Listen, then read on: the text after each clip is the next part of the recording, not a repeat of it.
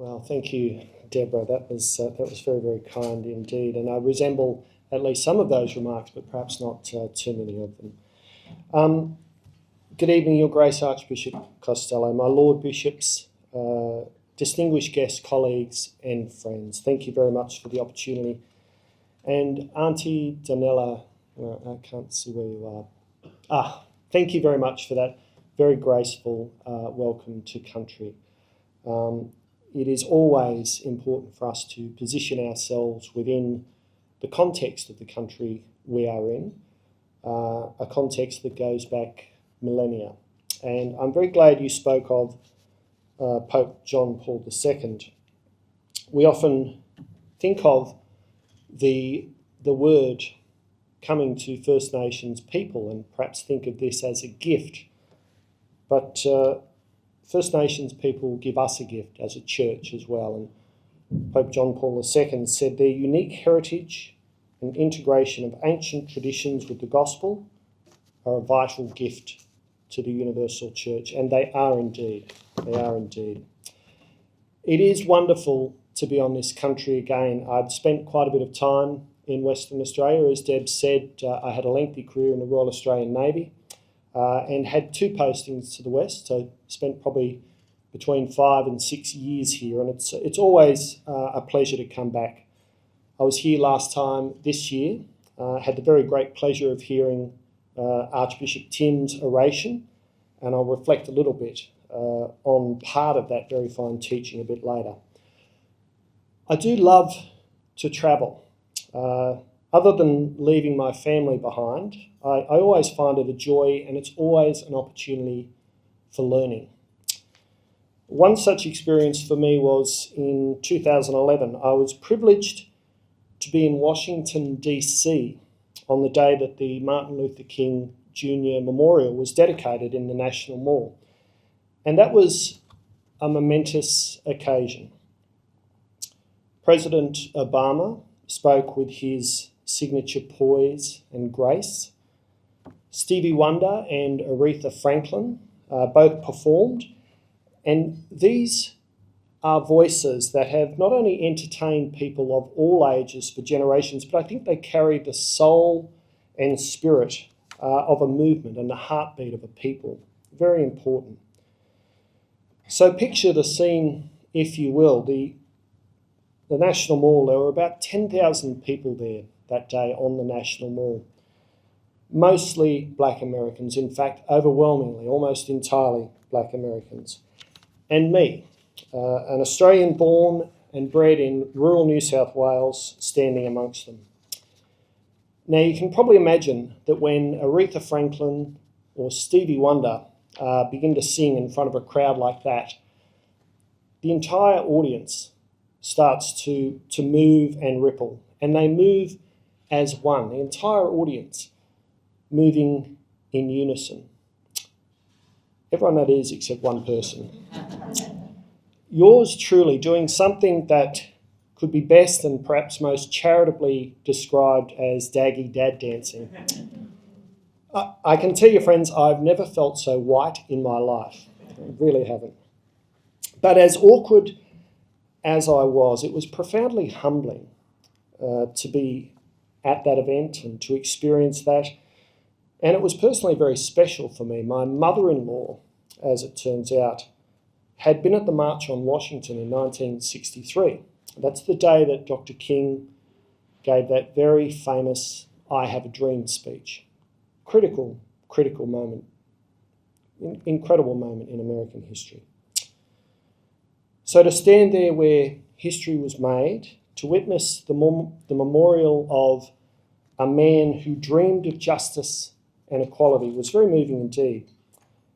And I do love history, and I've long loved American history. An important part of that history, of course, is the civil rights movement. On another occasion in the United States, I visited the Little Rock Central High School in Arkansas. Some of you may know that was where the Little Rock Nine, which was a group of 9 black American teenagers, bravely sought to attend a previously all-white high school in 1957. They were blocked by the governor of Arkansas, who called out the Arkansas National Guard and actually stopped these 9 teenagers from attending the school. Now, to show that it's not always bad when a president engages federal forces in states, President Eisenhower intervened. He sent the 101st Airborne Division to escort and protect these young people as they entered the school. Now, this story, like Dr. King's dream, it reminds us of the courage it takes to confront injustice, to break down walls of division, and to claim the dignity that belongs to all human beings. I mentioned I had the pleasure of listening to Archbishop Tim's oration last year, as many of you did as well, I'm sure. And it's always a pleasure to listen to and engage with our bishops. I try and call on them when I can, when I'm travelling around and visiting the CSSA members around the country. And I take a great deal from those encounters. I was with Bishop Tim Norton in Broome earlier this week. And again, I took a great deal away from this. We spoke about witness, we spoke about presence, we spoke about attraction. And I came away much the better for that conversation. Our bishops are our teachers, and we are blessed to have them, so thank you. Now, the Archbishop reminded us last year that St Mary of the Cross gave us 2 pieces of vital advice. First, she said, never see a need without doing something about it. And I'm sure you've all heard that line before. And this is the logic of our social services, isn't it? But the second thing, and it's so important, is never forget who it is that you are following. Because this is at the heart of our Christian discipleship. At CSSA, this has become something of a catch cry for us. It's a guiding light in our mission. We never forget who we're accompanying, the vulnerable, the marginalised, the broken. But we also never forget who we're following. We follow Jesus. Archbishop Tim reminded us that following Jesus means that when we see need, we must ask ourselves, what does responding according to the mind and heart of Jesus look like? Every person's situation is unique. Every response must touch their concrete reality, their needs and their hearts. And it must always respect their dignity as beloved children of God. And this is the how that Archbishop Tim spoke of last year.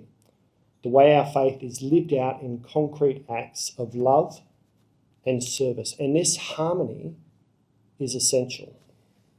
Without it, our work risks becoming no more than good intentions or a well-meaning NGO, and that we are not.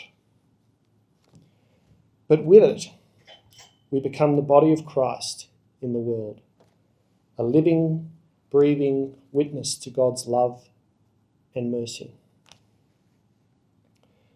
And we saw this at the Lifelink launch at Corpus Christi College earlier this week, and Archbishop Tim again with Bishop Dom and Bishop Nelson spoke to the children in a most wonderful way. The Archbishop reminded us of St. Teresa of Avila and those wonderful words of being the body of Christ in the world. Christ has no body but yours, she said. No hands, no feet on earth but yours. Yours are the eyes with which he looks, compassion on this world.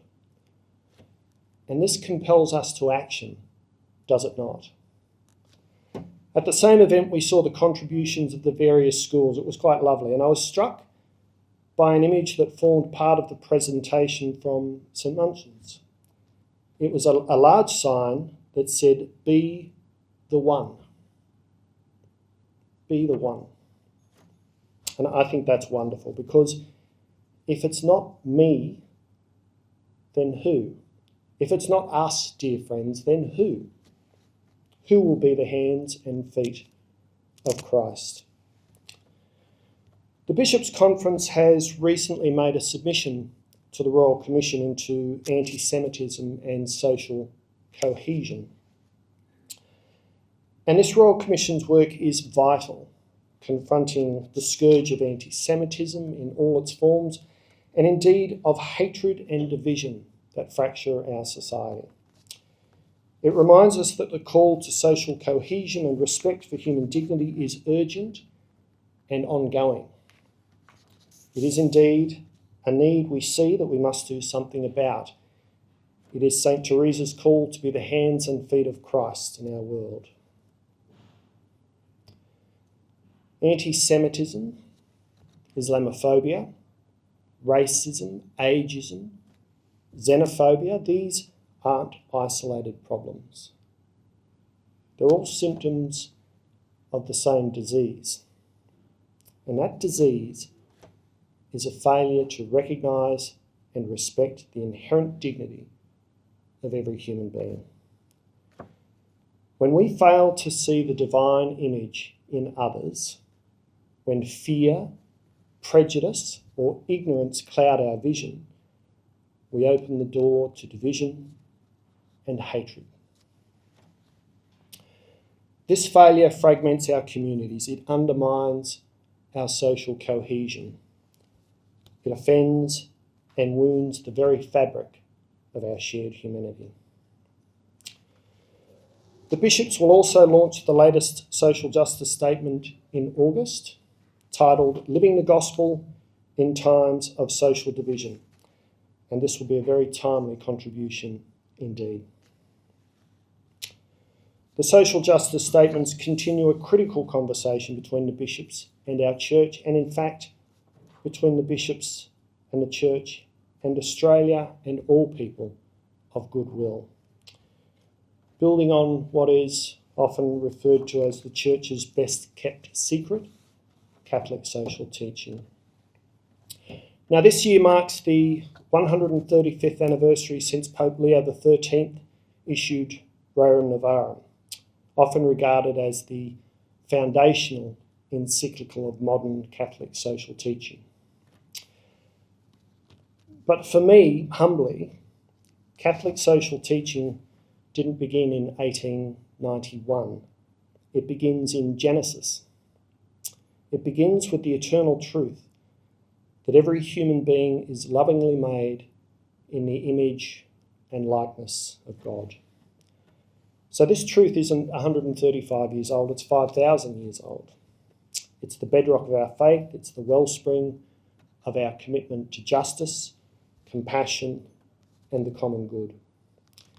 And it is a truth that is so gravely needed in the world today. The Holy Father, speaking recently in Madrid, offered a timely and urgent reminder for our fractured times. He said, "Today the temptation to gain popularity by fanning the flames of polarisation seems to have grown rather than diminished, and human dignity continues to be violated." He warned against sterile simplifications and called for a fruitful appreciation of complexity. It's a wonderful term, a fruitful appreciation of complexity. This is a challenge to move beyond divisive narratives and embrace the rich diversity and nuance of our societies. And these words resonate deeply with the challenges we face here in Australia. Our country is marked by increasing fault lines, divisions that threaten to fracture our communities and our shared future. But the Catholic Church offers a unique and powerful gift to this moment. And to say that is not to be arrogant or self-righteous. It's an undeserved gift we've been given, and we, through grace and courage, can share that gift. And this gift, these eternal truths, They transcend politics, and they transcend culture. Truths that call us to recognise the sacred dignity in every person. Truths that invite us to think carefully about the way we look at each other. Invite us to think about the way we see each other. But let me return to my travels, if I may. I also visited the Lorraine Motel in Memphis. That's the hotel where Dr. King stayed the night he was assassinated. And the Lorraine is now the National Civil Rights Museum of the United States, part of the Smithsonian suite. The final part of that tour, you arrive in the room Dr. King was staying in. And looking out towards the balcony where he was shot, you can hear the famous mountaintop speech playing behind you. That's that incredible and prescient speech that Dr. King made on the night before his death. It was April 3rd, 1968, and Dr. King knew that his life was in grave danger. Only on the trip down to Memphis, his aircraft had been delayed because of a bomb threat. But he spoke with the calm certainty of a man who is, in his own words, had seen the promised land, even if he mightn't get there himself. On the night before his assassination, he concluded his speech with these words, and this is only about 15, 16 hours before he lost his life. He said, "Like anybody, I would like to live a long life. Longevity has its place, but I'm not concerned about that now. I just want to do God's will. And he's allowed me to go up to the mountain, and I've looked over, and I've seen the promised land. I may not get there with you, but I want you to know tonight that we, as a people, will get to the promised land.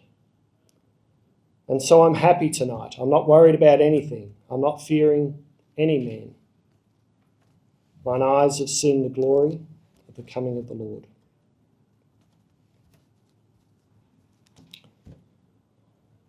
Dr. King was an optimist, but not a naive one. He was a hopeful one. He lived in the knowledge that justice and peace were coming, that God's kingdom was on the horizon. As people of God, we share that hope. We live with a hope that never disappoints, a hope that sustains us through struggle, division, and hardship, a hope that calls us to keep climbing, to keep striving, to keep loving, even when the path is steep and the night is dark. It's a hope that reminds us to never see a need without doing something about it. And there's much to learn from the reason that Dr. King was in Memphis at that particular time. Many of you will recall he was there to support the sanitation workers' strike. Two sanitation workers, what we might have referred to as garbage collectors, Ethel Cole and Robert Walker, because they did have names, had died tragically a few months before. They had taken shelter from the rain in the compactor at the back of their garbage truck because no shelter was provided for them. And they were crushed to death when the compactor activated. And this was not an isolated tragedy. A year earlier, 2 other workers had died in similar circumstances, taking shelter from the rain. The sanitation workers, almost entirely black, endured dangerous working conditions, lower wages than their white counterparts, no uniforms, and no shelter when it rained. In response, 1,300 sanitation workers declared a strike on February 12, 1968. And many of you will instantly recognise or remember the signs that the men wore that simply read, "I am a man." I am a man. These signs were more than slogans. They were a declaration of dignity and humanity. And the origins of those signs was a man by the name of Reverend James Lawson, who was a key organiser of the strike. He said to the sanitation workers, "For at the heart of racism is the idea that a man is not a man, that a person is not a person. You are human beings. You are men. You deserve dignity."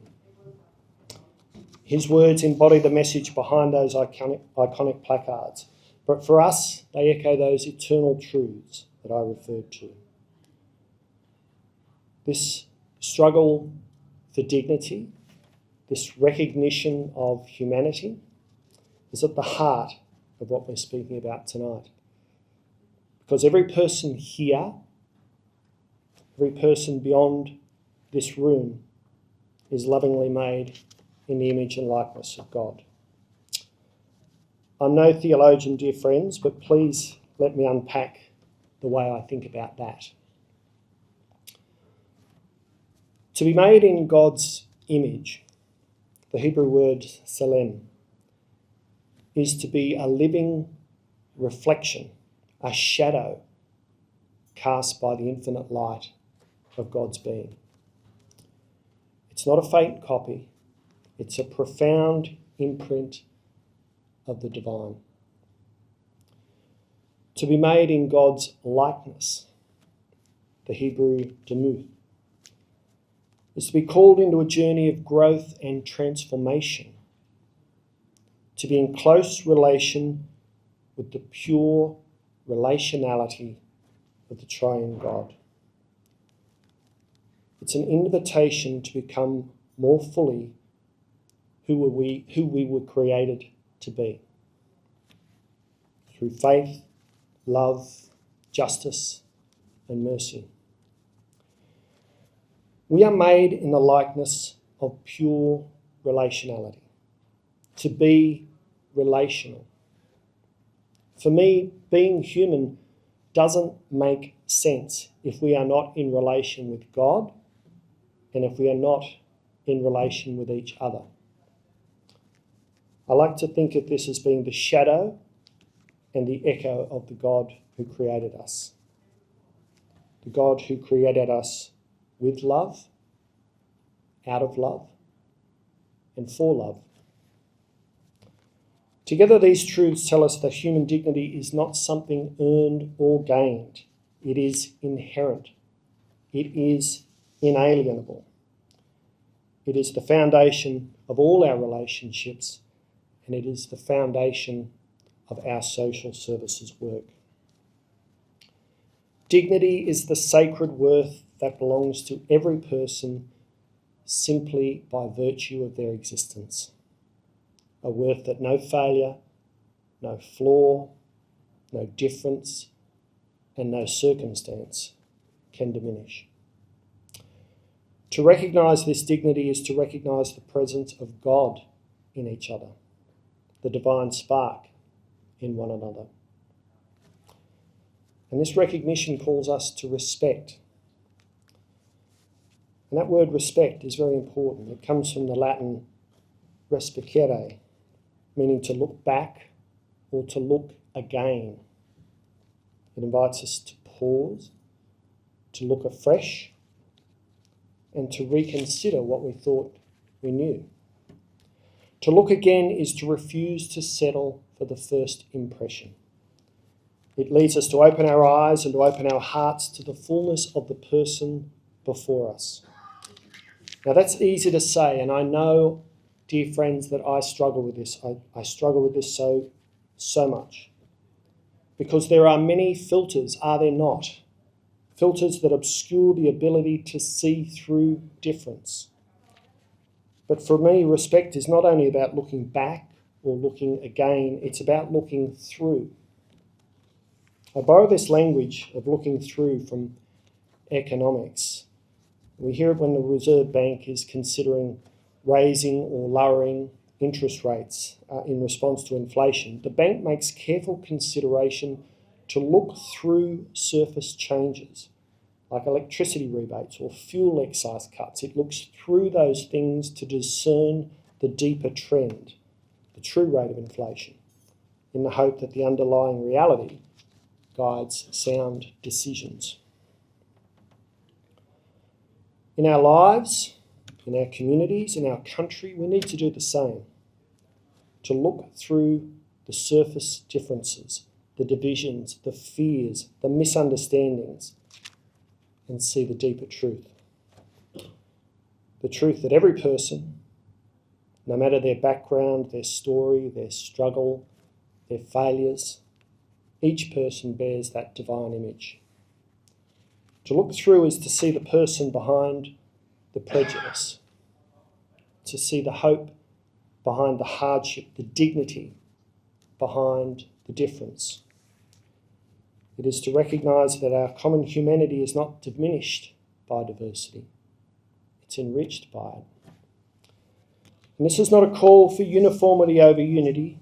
On the contrary, we are a marvellous people. We are a wonderful people precisely because of our diversity. As the Holy Father said, the fruitful appreciation of complexity. But difference can be challenging for some.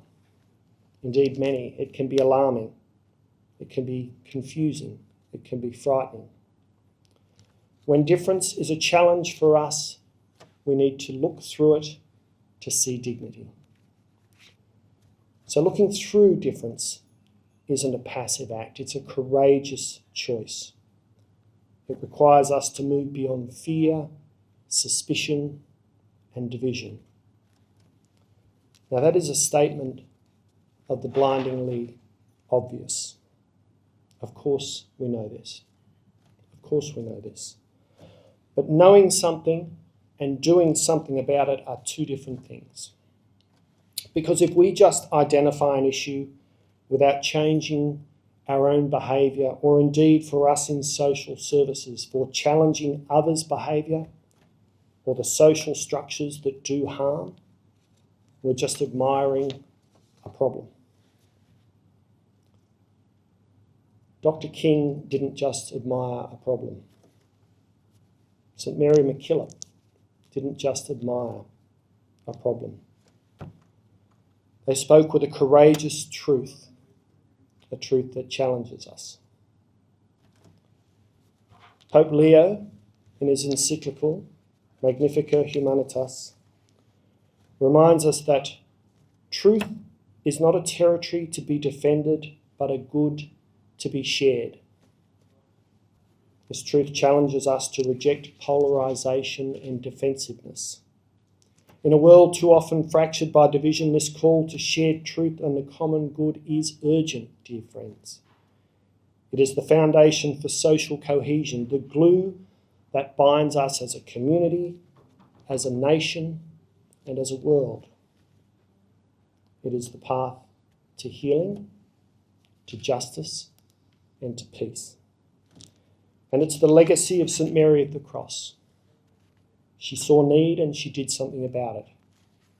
She saw hardship and she responded with compassion. She taught us that love is not easy, but it's necessary.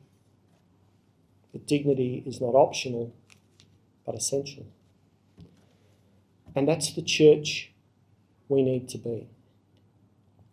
As I travel around and meet the ministers and parliamentarians, I give them a copy of the Holy Father's Apostolic Exhortation de Lexite. And when I do, I draw their attention to a number of paragraphs that I find particularly inspiring, or that I think might move them.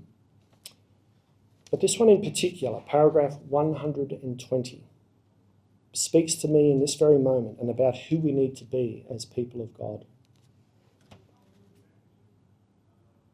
Christian love, writes the Holy Father, breaks down every barrier, brings close those who are distant, unites strangers, and reconciles enemies. It spans chasms that are humanly impossible to bridge, and it penetrates to the most hidden crevices of society. By its very nature, Christian love is prophetic. It works miracles and knows no limits. It makes what was apparently impossible happen. Love is, above all, a way of looking at life and a way of living it. A church that sets no limits to love, that knows no enemies to fight, but only men and women to love, is the church that the world needs today. Amen. Think back to what Reverend Lawson told those sanitation workers in Memphis. You are human beings. You are men. You deserve dignity. So when we look through difference, and we look through brokenness, when we look through failure and sin, when we look through fear, what do we see? We see the divine shadow. And with the grace of God, we can hear that divine echo in the other. I'm not a Jew. I'm not a Christian. I'm not a Muslim. I'm a human being. I'm not white. I'm not black. I'm a human being. I'm not a prisoner. I'm not a migrant. I'm not a refugee. I'm a human being. I'm not a stranger. I'm not your enemy. I'm a human being. But I am not alone because I am a human being. I have inestimable worth because I am a human being. I am loved because I am a human being. My dear friends, we live and work in a difficult space, a challenging and sometimes tragic space. But like Dr. King on that mountaintop, we are optimists, not naive, but hopeful. We live in the knowledge that God's kingdom is coming. As people of God, we live with the hope that never disappoints. A hope that sustains us through struggle and darkness. A hope that calls us to keep climbing, to keep striving, to keep loving. In the beautiful words of our Lord on a different mountain, you are the light of the world. A city built on a hill cannot be hid. No one, after lighting a lamp, puts it under the bushel basket, but on the lampstand. It gives light to all in the house. In the same way, let your light shine before others, so that they may see your good works and give glory to your Father in heaven. We as the people of God carry a wonderful gift for Australia and for the world.